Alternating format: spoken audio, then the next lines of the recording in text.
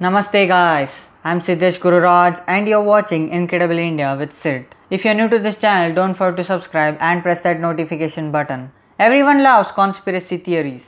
Area 51, Atlantis, Sisada 3301, Knights Templar, etc. are some very popular conspiracy theories from the Western world.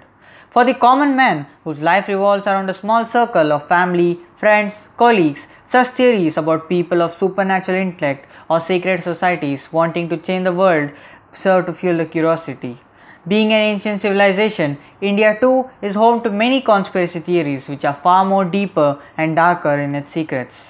One of which comes from the ancient empire of Ashoka the Great. Now everyone knows who Ashoka the Great is, from his large empire to his symbols which are widely used today to represent India and its constitution. Emperor Ashoka is one of the greatest kings in the history of India. The story goes that after witnessing the heavy destruction of Kalinga war, Ashoka accepted Buddhism and renounced war. He subsequently created a supreme council of 9 most intelligent men from all over the land to collect information about various subjects and preserve, revise and update it. All this was done in absolute secrecy and no one knew who these 9 men were. They were asked to tour various places disguised as Buddhist monks, spread ideas of Buddhism and non-violence, and in the meanwhile collect information and continue with their research. If they retired or died, their successors which were appointed by them would take over and continue their work. They worked in 9 fields, namely propaganda, physiology, microbiology, alchemy, communication, gravity, cosmology, light and sociology. Their main objective was that all advanced and scientifically developed information should not fall into the wrong hands. The theory about the 9 unknown men of Ashoka came into limelight in 1923. Talbot Mundy, a British officer who served in India, wrote a book on a secret society of 9 men worshipping Kali Mata. Similarly, in 1960, in a book titled Morning of the Magician, the author mentions an interesting story about Pope Sylvester II. In 900s, when the Pope mysteriously landed up in India, on his return, he brought back various weird gadgets. One of it was a bronze doll who could reply to his questions in yes or no. But when he decided to reveal it to the public, he was found dead under mysterious conditions. In 1954, in a journal, it was noted that the doll which the Pope had bought was programmed using binary numbers, just like any other modern electronic machine, and was one of the first possible use of AI. After this, there is a story of Swiss physician Alexandre Yersin. He was a colleague of Louis Pasteur as well as Hafkini, who discovered vaccination to cholera. During his stay in India, where cholera was at its zenith, it is said that one of the members of the 9 unknown men gave him the knowledge about vaccination, as they felt this disease might wipe out human civilization. Each book contained its own specific field of study. The first book handled the techniques of propaganda and psychological conflicts, the most dangerous of all sciences. It was about molding mass opinion because it would enable anyone to govern the whole world. Today, using speeches, media and press, this is completely possible. The second book had reasons about physiology and comes up with how to kill a human being merely by touching him or her, known as the touch of death, simply by the exchange of nerve impulse.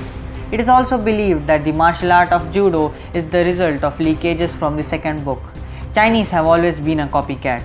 The third book is concentrated on microbiology and biotechnology. The fourth volume is about alchemy and metamorphosis of metals, which is considered with the transmutation of matter, in particular with attempts to convert base metals into gold or find an universal elixir. According to another fable, in times of severe famine, temples and religious relief bodies received huge proportions of gold from a secret source. Now what is this source? No one knows about it.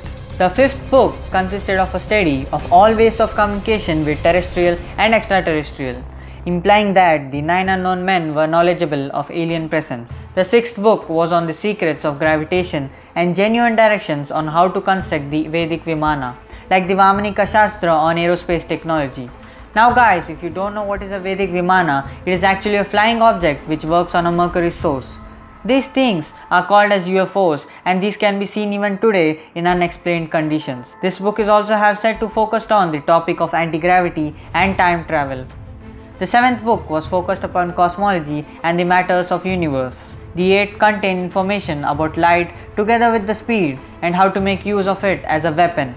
Seems Star Wars started in India and then went to Hollywood. The ninth and the final book was on sociology. It consisted of regulations for the development of societies and the means of forecasting their deterioration. The figure of the unknown men is always 9, and their unconcealed links with the exterior world are few and far between. We proudly claim the discovery of zero and almost perfect calculation of mathematical constants in Vedic periods when there were no means to do such estimation, so it is believed that it was the work of these highly intellectual 9 unknown men. There is no written or inscribed evidence of their existence. Why? According to the sources, Ashoka had asked these men to collect and record as much as information available and not to let it fall in the hands of public. Only under certain circumstances, when the government was stable, this powerful information should be released. And to an extent, this statement stands historically correct, as after the death of Ashoka, there was no commendable development in science and technology. But during the Gupta or the Vijayanagara Empire, when we had a stable government, we could see some spike in the scientific temper of the subcontinent. Similar to the secret groups like the Illuminati, there is a lot of hearsay about their present and past elements. The 9 unknown men are in fact scattered all around the globe, and some of them supposedly occupying very major posts. The so-called members of the 9 unknown men comprise of the significant 10th century Pope Sylvester II and Vikram Sarabhai, the scientist who considered and generated India's budding space program. All the way through the early history of the world, the conservation of knowledge has been a central motive for secret societies. For instance, this one. Ancient Egyptians, Tibetan monks, Mayan priests, Freemasons and many others did not distribute their information to the external world. Knowledge was and still is their supremacy. No one knows who and where these 9 men are. They give their lives but never disclose their secrets. Why? Because it is said that these informations are very advanced, and if this fall in the wrong hands, the world can be destructed to such an extent that we can never imagine. One example of such knowledge is about guns and nuclear weapons. Even though it was first used for protection, it then got into the hands of extremists, terrorists, etc. and we all know the way they are destroying the world. This is the main reason they are waiting for a stable government. In olden times, a territory was ruled by a single king. He would rule it throughout his life unless he was defeated in any war. So at that time, if the king was very good, these men would release their knowledge as they were sure of him being the supreme leader.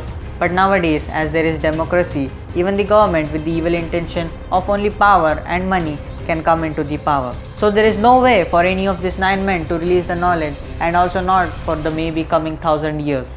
They know that if they release the knowledge today, India would be like 5000 years ahead of the current world in all the fields. But still they don't release this because they never think about the present, but they care about how the future will be affected by this, and their main aim is to protect humans and their future. I hope you guys loved this video.